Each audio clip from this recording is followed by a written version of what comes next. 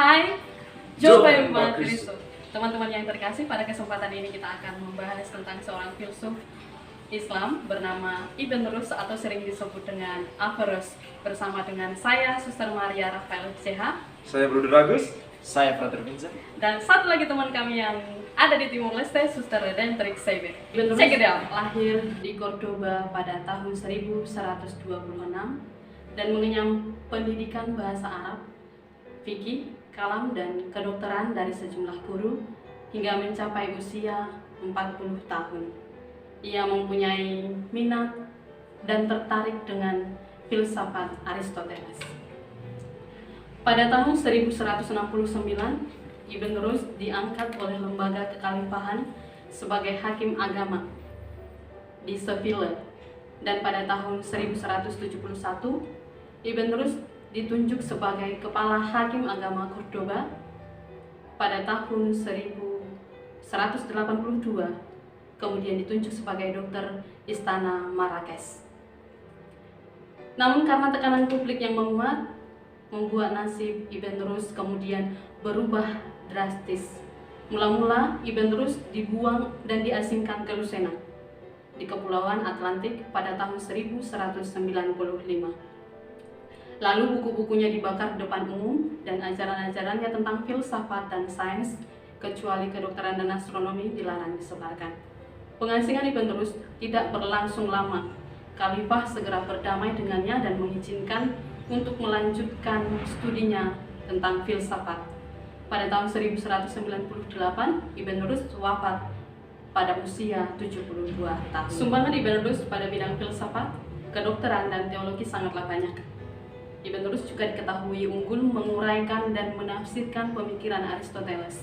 Selain itu juga kontribusinya terhadap bidang jurisprudensi atau fikih berupa 2 buah karya penting yang salah satunya masih ada hingga saat ini, dan sumbangannya yang sangat signifikan ada pada bidang teologi atau kalam.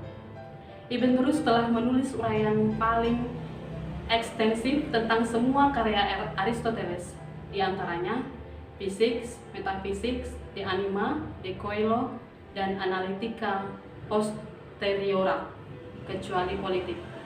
Dari karya Aristoteles, Ibn Rus telah menulis 3 versi komentar yang dikenal dengan sebutan komentar lengkap, komentar sedang, dan komentar singkat. Termasuk di dalamnya ada parafrasenya atas karya Plato tentang Republik.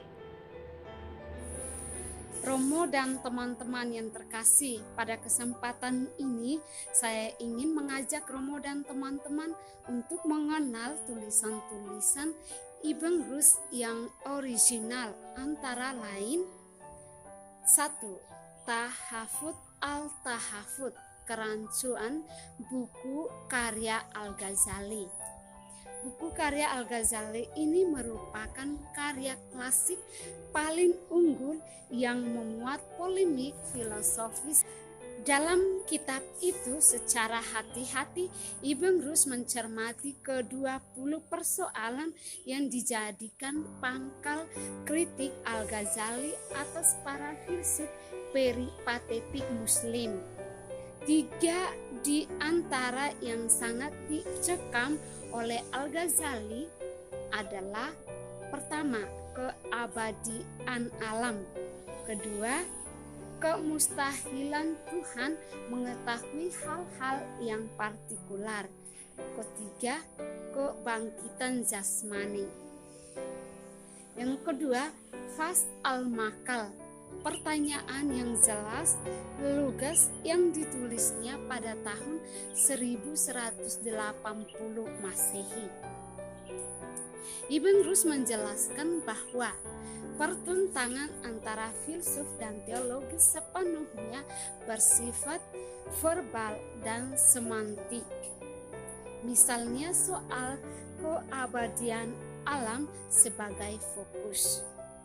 Sebab dari ketiga masalah yang menjadi perselisihan, yakni Tuhan, objek-objek partikular, dan alam semesta, masalah Tuhan dan objek-objek partikular telah mencapai baik di kalangan para filsuf maupun teolog. Jadi, selisih paham hanya terjadi pada masalah yang ketiga, yakni alam semesta. Itu pun tidak terlalu mendasar sehingga yang satu, para teolog, tidak bisa dibenarkan mengkafirkan yang ketiga adalah Al-Kasifan Al-Adilah, uraian tentang metode-metode pembuktian. Yang pertama, keabadian alam. Tesis Aristoteles dan para pengikut muslimnya, kita telah secara saksama menemukan bahwa bagi mereka kekekalan alam tidaklah sama dengan kekekalan Tuhan. Alam tidak kekal dalam pengertian sesungguhnya.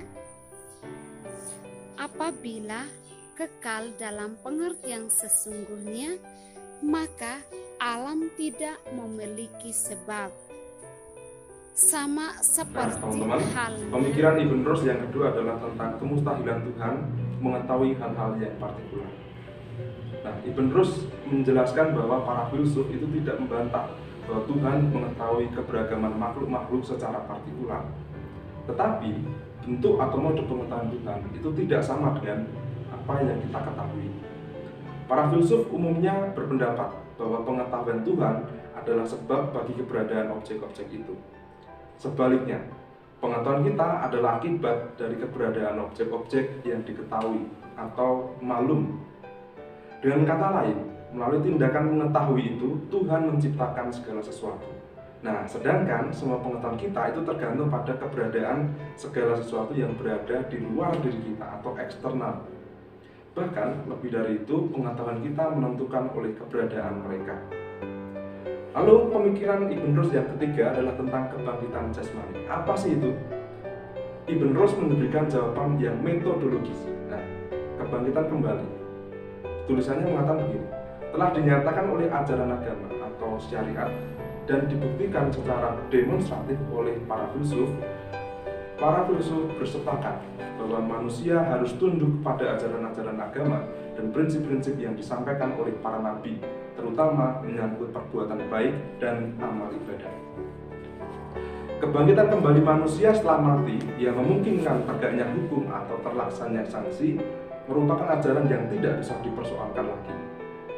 Satu-satunya perbedaan antara para filsuf dan kaum teolog adalah tentang masalah ini, yaitu menyangkut cara kebangkitan. Para filsuf berpihak pada kebangkitan spiritual atau ma'ad ruhani, sedangkan para teologi itu berpihak pada kebangkitan jasmani. Adapun mengenai fakta kebangkitan itu, kedua kelompok itu sebenarnya tidak bersepakat. Al-Quran sendiri telah menjelaskan bahwa kebangkitan dan pemberian pahala ataupun siksa itu disediakan bagi umat manusia pada hari kiamat kelak dalam citra yang indrawi. Maksudnya apa? Tak lain adalah agar semua itu lebih mudah dijangkau oleh pemahaman awam yang berbeda dengan pemahaman para filsuf yang mampu memahami bahasa abstrak dan spiritual. Nah, teman-teman, pemikirannya yang keempat adalah tentang hubungan filsafat dan agama. Ibn Rushd sebagai seorang yang meyakini apa yang dapat kita sebut sebagai paritas kebenaran, menyatakan bahwa perbedaan antara agama dan filsafat sesungguhnya masih bisa didamaikan apabila pertama-tama kita mau mematuhi ketentuan Al-Quran yang dengan jelas membedakan antara ayat-ayat muhkamat yang tegas kandungan hukumnya dan ayat-ayat mutasabit yang bermakna taksila dan ambigu. Bagi Ibn Rushd, semua kontroversi yang melibatkan para teolog dan filsuf pada hakikatnya bermula dari ayat-ayat yang bermakna taksa. Nah, kaum awam secara umum berpegang pada arti tersurat ayat-ayat tersebut. Nah, kaum Asy'ariyah mencoba menafsirkan ambiguitas ayat-ayat tersebut juga secara apa adanya, yang tidak berbeda jauh dari arti tersuratnya. Nah, yang demikian ini pada gilirannya berimplikasi pada teori bila kaifa atau agnostisme komparatif. Nah teman-teman, menurut Ibn Rushd, kunci untuk mengatasi konflik adalah mematuhi interpretasi atau ta'wil yang diajarkan oleh Al-Quran dan diamalkan oleh ahli-ahli fikih generasi awal. Sedangkan mengenai penafsiran ayat-ayat Al-Quran yang bermakna ganda, Ibn Rushd itu meyakini loh bahwa para filsuf itu sanggup melakukannya. Dasar yang diajukannya ialah ayat yang berbunyi begini: hanya Tuhan dan orang-orang yang mendalami ilmunya yang bisa mengetahui. Baginya, penafsiran Al-Quran merupakan teolog ataupun kaum awam umumnya yang hanya bisa menggunakan metode-metode dialektikis atau yang disebut jadal atau retoris yang kita sebut sebagai katabah yang rendahan. Para filsuf justru mampu menerapkan metode pembuktian logis buhtan yang sahih. Itu tadi pemikiran Ibn Rushd tentang pemikiran Ibn Rushd. Yang kelima adalah tentang pandangannya mengenai ilmu filsafat. Nah, Ibn Rushd berpendapat bahwa filsafat itu berbicara tentang keberadaan entitas sejauh ia diciptakan dan menunjuk kepada Sang Pencipta. Mempelajarinya tidak hanya dianjurkan, tetapi bahkan itu diwajibkan oleh Al-Quran sebagai bagian dari merenungkan keberadaan dan tanda-tanda Sang Pencipta. Nah, tentang berbagai argumen tentang orang-orang terdahulu seperti Aristoteles, Socrates, Plato, dan sebagainya, Ibn Rushd menyatakan seperti ini: wajib bagi kita untuk mengujinya secara cermat dan adil. Apabila kita menemukannya sesuai dengan metode pembuktian yang sahih, kita harus menerimanya dan menghormatinya. Sekaligus berterima kasih dong kepada mereka. Sebaliknya, apabila pembuktian mereka itu tidak benar adanya, kita harus tetap menghormati, memaafkan mereka. Sebab meskipun kemudian gagal, mereka itu setidaknya telah berusaha keras untuk memikirkannya. Baik teman-teman, kita masuk kepada pemikiran Ibn Rushd yang berikutnya mengenai kekekalan Tuhan. Nah, jadi jika tesis Aristoteles dan para pengikut muslimnya kita telah secara seksama, akan kita temukan bahwa bagi mereka kekekalan alam tidaklah sama dengan kekekalan Tuhan.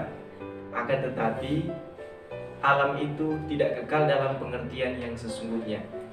Karena apabila alam itu kekal dalam pengertian yang sesungguhnya, konsekuensinya alam tidak memiliki sebab seperti halnya Tuhan. Nah, dan dengan demikian ini jelas-jelas ditolak mentah-mentah oleh para filsuf. Akan tetapi alam juga tidak bisa dikatakan bersifat temporal atau muhdats dalam arti yang sesungguhnya, sehingga ia dapat rusak atau binasa, atau dalam bahasa Muslim Ibn Rushd memperoleh pembenarannya atas pandangan ini juga dari Al-Quran. Jadi Al-Quran itu menjadi dasar Ibn Rushd untuk menjelaskan tentang filsafat. Nah, sebagai contoh dalam Al-Quran itu menyebutkan dialah yang menciptakan langit dan bumi, sedangkan singgasananya itu ada di atas air. Ayat ini bermakna bahwa singgasana air dan waktu yang menjadi ukuran durasi dari semua ini bersifat kekal. Demikian pula ada pernyataan dalam Al-Quran bahwa Tuhan setelah menciptakan alam semesta dalam tempo 6 hari, kemudian naik ke atas langit yang pada saat itu masih berupa asap. Nah, pengertian ayat ini ialah langit dan bumi diciptakan dari asap.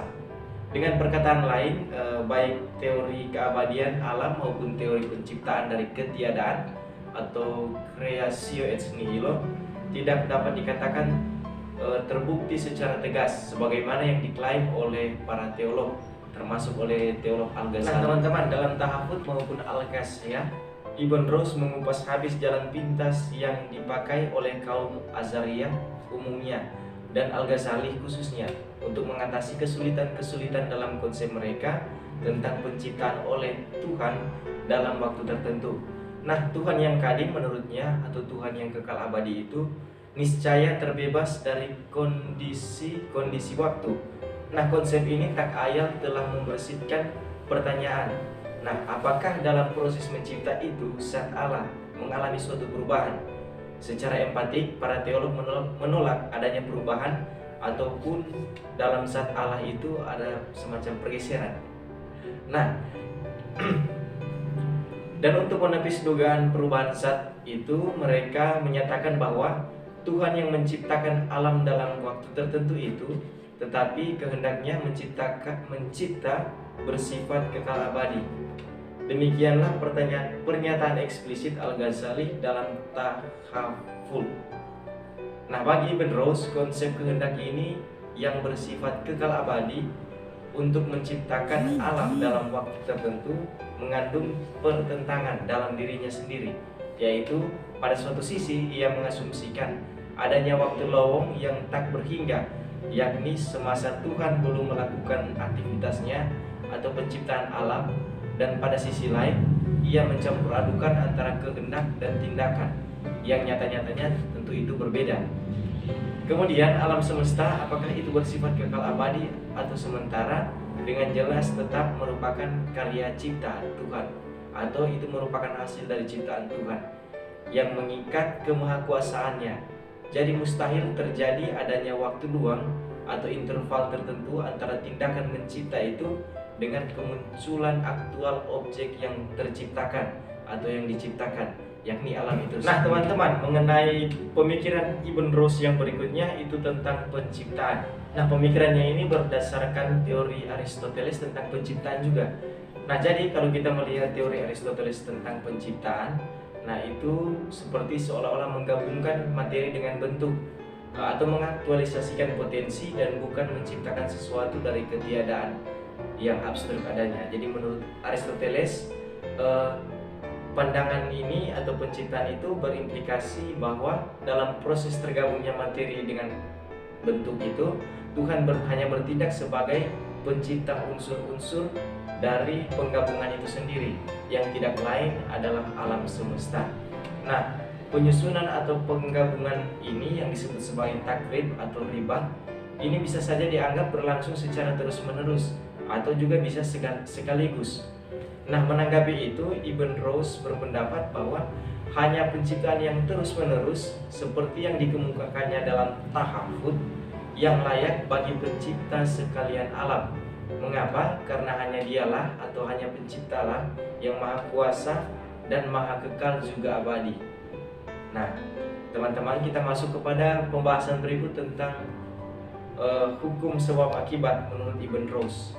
Nah, jadi dalam bantahannya Ibn Rus menuturkan bahwa penolakan sebab akibat itu hanyalah permainan kaum sofis yang di dalamnya seseorang mengingkari secara verbal apa yang sebetulnya diyakininya dalam hati, dengan perkataan lain atau dalam kata lain tanpa pengakuan yang serius. Karena tak ada seorang yang bernalar atau yang mengingkari bahwa semua tindakan pasti memiliki pelaku atau agen di satu pihak, dan bahwa semua entitas yang eksis pasti memiliki watak atau sifat alami tertentu di lain pihak. Nah, bahwa semua itu adalah esensi atau definisi ataupun tindakan khas dari yang mencirikan mereka. Di samping itu, dengan gaya argumentasi klasik ala Aristoteles, jelas bahwa pengetahuan tentang entitas-entitas atau yang eksis itu identik dengan pengetahuan tentang sebab-sebabnya, dan pengetahuan itu pada gilirannya juga identik dengan bernalar itu sendiri. Nah, oleh karenanya Ibn Rus menyimpulkan bahwa siapa saja yang menolak hukum sebab akibat itu sama dengan menolak semua bentuk pengetahuan manusia. Bahkan pada tataran teologis pun mengingkari atau pengingkaran sebab akibat itu bertentangan dengan konsep kebijaksanaan ilahi dalam menata kehidupan, sehingga terkesan bahwa segala sesuatu itu terjadi karena secara kebetulan atau tidak disengaja tanpa perencanaan dari Sang Maha Baik atau Maha Bijak itu sendiri. Nah, jadi pengingkaran ini selanjutnya juga menghapus bukti eksistensi Tuhan dari keindahan atau keteraturan ciptaannya. Nah, teman-teman, kita masuk kepada pemikiran yang terakhir, itu mengenai monopsikisme atau ajaran tentang jiwa-jiwa.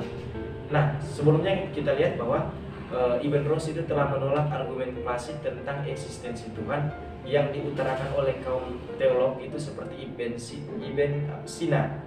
Nah, yakni argumennya tentang kebermulaan alam. dan tentang kebisaadaan alam.